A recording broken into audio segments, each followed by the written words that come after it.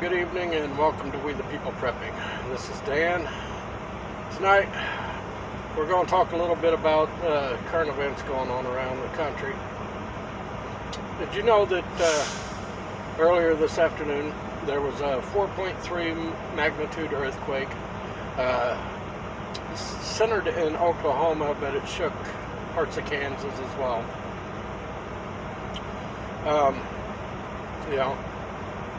This year, this entire last year, it seems like the end of the world, doesn't it? I mean, we had wildfires, hurricanes, now earthquakes, and freezing cold in places where it normally doesn't get cold.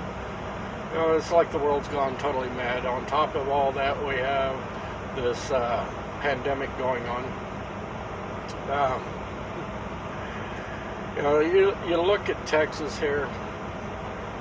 You had people without power for an entire week. Okay, there are still some people down there without power. On top of that, you have people that don't have water, and those that do have water, there's like 14 million people that are under a boil order. Some of them don't even have gas, so it's going to be tricky for them to boil water unless they go outside and build a fire and boil it out there. It's just, wow. I mean, the state was totally unprepared. It's not just the state, but the people.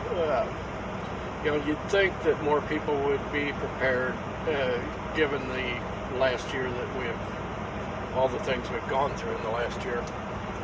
You'd think that people would have started prepping. I mean, down there they have hardly any foods at the stores. I mean, when the power went out, instead of taking the perishable items, putting them on a semi-truck and putting them out in the parking lot where they would stay cold, they left them on the shelves, and all their perishables went bad. Their eggs, their meat, their milk, and so forth. Okay, so, excuse me, I've been out in the cold a lot. But, so now they have a serious problem with food shortage down there. We've been warning people for the last year that there's food shortages coming, and, okay, so this wasn't related to that. This was related to a weather incident and people's stupidity. Okay, the stores were wiped out as far as canned goods go, pretty much. All of the meats and dairy and all that had to be thrown out because it had spoiled, because they were without power for so long. And like I said, they didn't bother to take it and put it out into a storage trailer or anything to preserve it. I mean, it was cold enough, none of the food would have gone bad. But I guess people just weren't thinking about that, And then, like I said, you can't find any bottled water in Texas right now. You go into a grocery store, there's no bottled water, so people have no choice but to purify their own water that's coming out of their faucets. And even that, all of the grid there, everything from power to gas to water, all of it is still suffering. They're not up to par right now. You still have a lot of homes that their water lines froze up, and there's been water line bursts all around Texas. So, there's still going to be a lot of people without water. And a lot of these people were caught unprepared because they didn't bother to do any prepping over this last year. A lot of them only had, 2-3 days worth of food in their homes. So they are now going to be dependent on FEMA, which is the federal government, okay? And we all know how that goes. I mean, the federal government has been very slow about getting down there to actually give them any help. Okay, so on top of this, you know, when the power grid went down, and there's a lot of people still without power, a few 100,000 people without power last I knew. So you had farms that had to dump their milk because they couldn't process their milk. You know, they couldn't pasteurize it because they had no gas or electric. You have chicken farms that lost thousands and thousands of baby chicks because they didn't have any power to run the incubators for the chicks. So, you know, that's a major loss there. They can't get feed for their cattle. They couldn't get water for their cattle. So they did put down a lot of cattle from the reports I've read.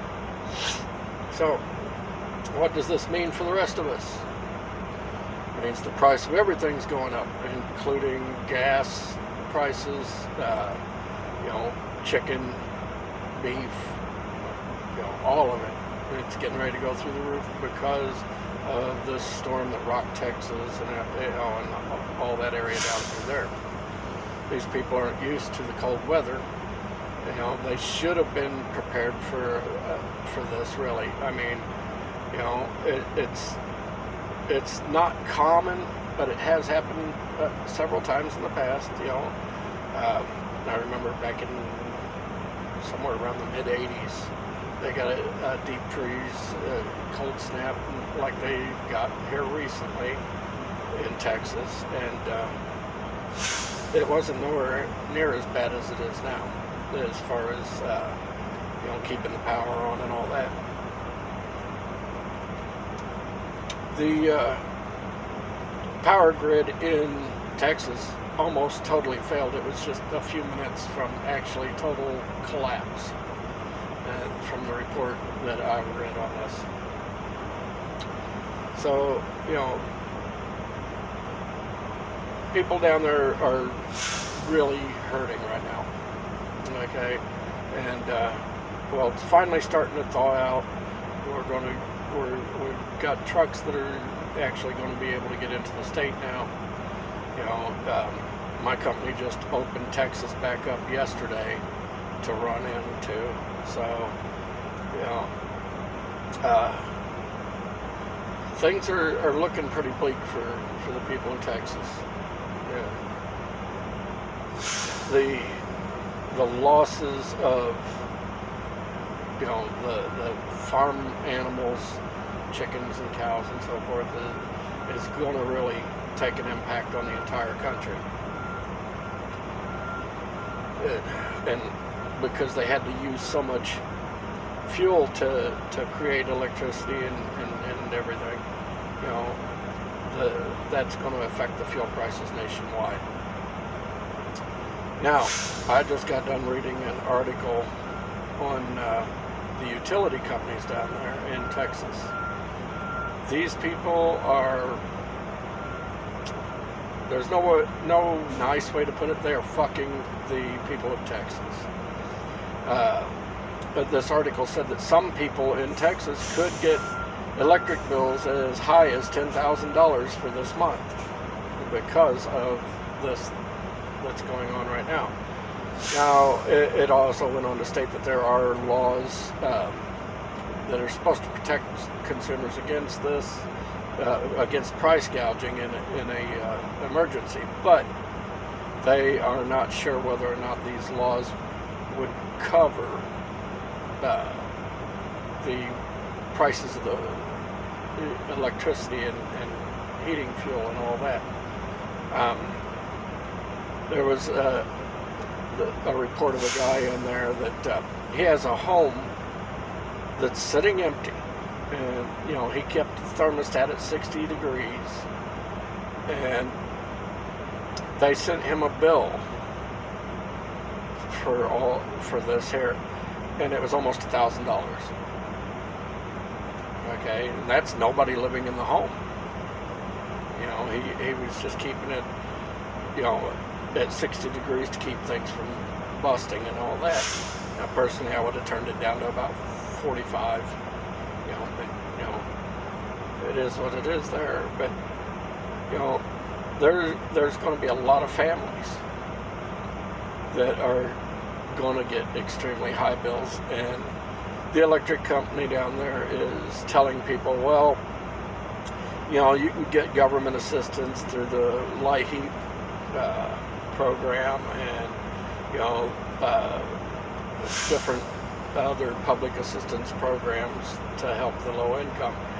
And then they said, if you don't qualify for these programs, that you should try going to churches and charitable donations to try to get help paying your heating and electric bill that you're about to get. Now, see, that's pretty despicable in my eyes. You know, these people have already suffered drastically because they were without power for an entire week. They've got no food. They've got no money. I mean, they don't even have fresh drinking water.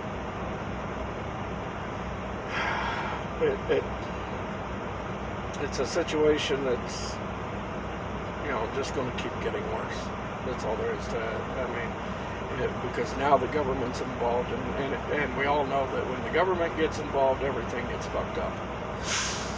Okay, the worst thing you can hear is, I'm here from the government and I'm here to help. You know, I mean, they screw you. That's why we're trying to get people on board with prepping. Now, see, there are some preppers I know down there that are sitting pretty right now because, you know, they were prepared. You know, they had backup generators. They have ways to purify their water. You know, they stocked up on water as well. You know, so I mean, they're not doing bad. They're not hurting over that. But you know, so many people don't bother to prep, and they think that we prep for major things like, you know, the end of the world or a zombie apocalypse or, you know, stuff like that. But that's not why we prep. We prep for the fact that there are things that happen in everybody's life, whether it's like what happened in Texas or whether it's a personal shift event. You know, that's why we prep, is so that when times get tough, we don't have to worry and panic. We're covered. You know, we have plenty of food, we have plenty of water, we have ways of purifying water, we have, you know, ways to create our own power. You know, we are self-sufficient in that manner. We don't want to depend on the government to come in and save us, because the government never saves anybody. The government does nothing but bend you over and give it to you raw. So anybody out here that isn't really prepping, now's the time to start. Start laying in food, water. You know, I don't care if you have to store it in gallon jugs or old juice containers or whatever. Sterilize that stuff, put you some water in there, stack it. You know, I've showed in previous videos, I buy containers that I can lay on their sides and stack them up, and I put them underneath. I live in a mobile home. I put them underneath the mobile home, and if, you know, I put 4 gallons in them, they're 5-gallon containers, so if they freeze, they're not going to bust. Okay, you know, and I've got ways to purify water, so I don't need to change the water out constantly. If I need the water and it's, you know, gone stale or whatever, I'll run it through a water purifier that I have. I have the big Berkey system. I'm looking at buying the travel Berkey as well, but you know, it purifies it and it makes it good to drink in no time. You know, I have food stashed everywhere. You know, I mean, okay, I know that a lot of people are having financial difficulties right now. I mean, I am myself. I'm not going to lie. I mean, I'm strapped for cash. I've been helping other people all year long, and Well, it's depleted my savings and everything to try to help other people. You know, but you can still go out and buy cheap food. You know, I don't care if it's ramen noodles. You know, cans of spaghetti sauce are only about $1 out at Walmart. You know, you can buy a big bag of spaghetti or any other noodles for $1. You know, go out, buy 20 cans of spaghetti sauce, 20 bags of noodles.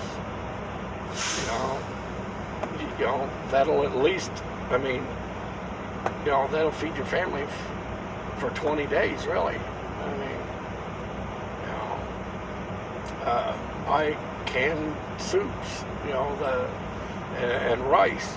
You mix like the Campbell's chunky soups. You mix that with rice, you can feed 2-3 people with that. Same way with beef stew. You know, you don't have to be rich to prep. You know, I go to the store, I need, you know, 4 cans of green beans. I buy a whole case. I need, you know, 4 cans of ravioli for the kids. I buy a whole case. You know, ravioli at Walmart right now where we live was 88 cents a can. You know, 12 cans, that's not even, that's only like $11, you know, if that. You know. So, I mean, you know, you can prep cheap. You know, go to Aldi. You know, I mean, you can buy a lot of food for a little money at Aldi's. Yeah, it's not brand name, tastes the same. Let me tell you, I'm a truck driver, so I'll let you in on a little secret about this stuff. I go to Kraft, for instance. I pick up a load of food. I take it to Aldi to deliver it. Okay? It's manufactured by Kraft Company. It's just got a generic label on it. Okay? You know, Kellogg, same way. A lot of these generic foods that you're finding out there are actually made by the name brand companies. You know, yes, there are some really cheaply made foods that are not made by them, but I mean, you know, if you're paying 19 cents for a box of mac and cheese, yeah, it's not made by Kraft, it's made by some, you know, reject company that, you know, it's still edible, it just doesn't taste as good. Now, I buy these 1-pound containers of sharp cheddar dehydrated powder. What is it? Hoosier Hill Farms, I believe, off of Amazon. It's like $11 or something like that. A 1 pound of that. Think about how little powder is in the packets that come in the mac and cheese boxes, right? Okay, I buy big bags of elbow macaroni. Okay, I make my own mac and cheese that way. It tastes better, actually. The Hoosier Hill Farms cheddar cheese powder is great. I mean, this stuff's good. You know, but see, I have powdered eggs. You know, yeah, they're a little expensive, but you know, it's like 102 eggs or 152 eggs or something like that in a bag. They're dehydrated. You add a little water to them. You make scrambled eggs. You can make, you know, use them in cake batters, cornbread, whatever you're making. I have them as an emergency prep, you know, because I may not be able to get eggs. So, but the point is, you can buy cheap and eat fairly well, really. You know, we have hundreds of cans of soup. I mean, you know, I go out to Walmart and I'll find them on sale, like 10 for 10. You know, the chunky Campbell's soup. Hell, I'll buy up 2-3 cases of them if they'll let me get that many. You know, I'll buy as many as they'll let me get. Take them home, store them up. You know, I rotate them through. You know, we'll eat them. And you know, if I find a deal on the small cans of condensed soup, like the you know, the cheap stuff or whatever, I'll buy it up. Beef stew, man, I've got a ton of that stuff. I've got the generic stuff, and I've got the Denny Moore, and I've got all of that, you know. And I mix that with some rice, and like we've got the big cans, you know, of beef stew that I've bought. We got a good deal on a bunch of them. Their expiration date is like 2022. You know, I bought them last year. Okay. If I make a couple of cups of rice with that and mix it all together, I can feed a family of 4 with 1 can and 2 cups of rice. You know, that goes a long way. But do yourself a favor and at least prep a little food. You know, buy, if you can't afford to buy a case of something. You know, if you need 4 cans of it, buy 8 instead of 12. You know, or instead of 24 or whatever. You know, just add a little extra. Spend an extra $10, $20 a week. You'll see it will build up pretty quick. You know, I mean, I've got totes of food sitting around because I ran out of places to store them, so I put them in plastic totes and I stack them on top of each other. I got them sitting in the kitchen on the floor, and they're stacked up to the top of the window and stuff. You know, I prepare not only for myself and my wife, but you know, I have children, and most of them are grown and out of the house. But I know that when it hits the fan, those children are going to be coming back home. So I stock extra because I figured that they'll be there and I'll need to feed them. So I buy extras. Every time I get paid, I go out, I'll buy an extra 20-pound bag of beans, an extra 20-pound bag of rice. You know, if I have to, I can survive on that. I've got beef bouillon, chicken bouillon, pork bouillon. You know, I can mix flavoring in with it. You know,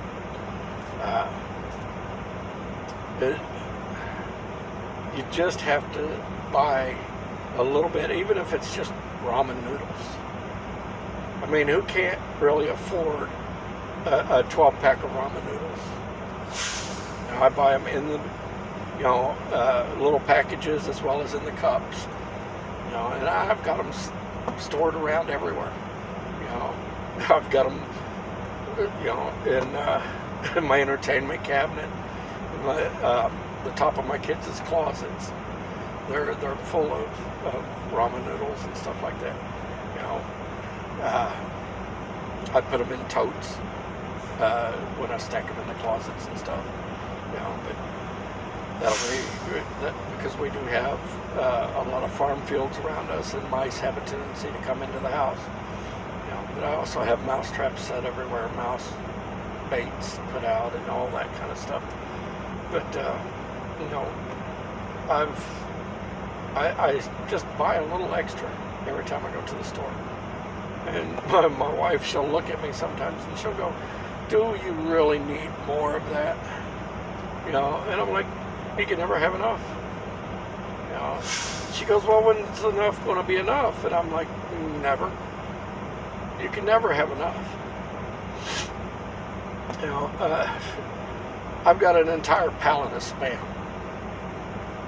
Okay, I got a good deal on it. I bought the whole damn pallet. You know, I've got a half a pallet of canned hams.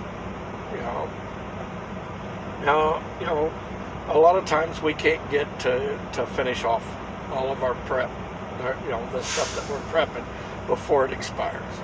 So a lot of times what I'll do is I'll gather up stuff that's, you know, a month or two from expiring, and I'll take it and give it to a food bank. They'll give it out and it gets used. We don't waste any food. You know,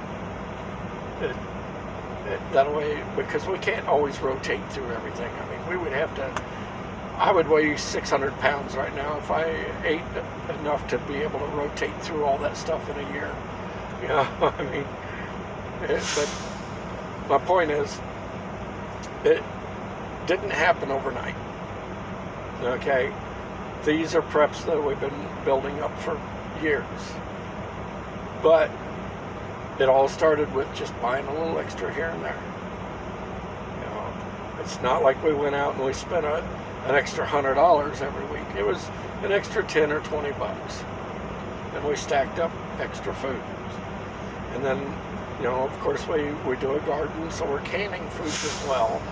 You know, and so we've always got food, more food coming in than we've got going out. And that way it just keeps building up and building up. So, and then I've got, of course, my emergency foods, you know, and the way that I do that a lot of times is I'll just go and, you know, say I got an extra $100. I'll go out and I'll buy, you know, like Augustin Farms or something like that. They're freeze-dried food. Or say I only got an extra 10 bucks, I'll go out to Walmart, I'll buy the ones that they got out there, the Mountain House. I believe that's the brand there. I'll just buy one of the bags of that, of the ones that I like. You know, I like the stroganoff, and, you know, the lasagna's not too bad. But, you know, it's just a little extra here and there. It's no giant purchases of food, you know. And see, if the people in Texas would have been doing this, then there wouldn't be as many of them starving right now. And I feel so bad for them. I honestly do.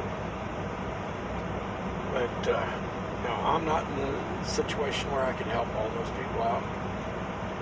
You know, I doubt any of us are. And we all know that the government's not really going to do a damn thing.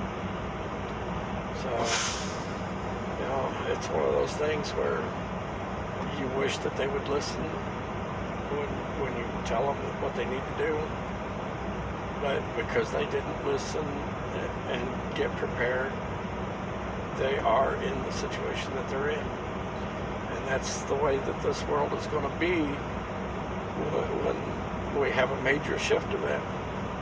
You're going to feel bad for the people that don't have, but you can't help them without harming yourself, okay? Which just leads to the point of they should listened when you told them that this was coming. They should have been preparing, you know. And I mean, I wish there was something I could do, but there's not. But this has been Dan with We the People. If you like my content, please hit the subscribe button, ring the little bell to get notified when I upload a new video. You know, share my content, get it out there. Help me to spread the word to get people to start prepping. If you want to make a donation to my channel, there are links in the description. If not, hey, I'm good. You know, I appreciate anybody that donates. You know, but this has been Dan, and I wish each and every one of you a good night. God bless. Take care of yourself.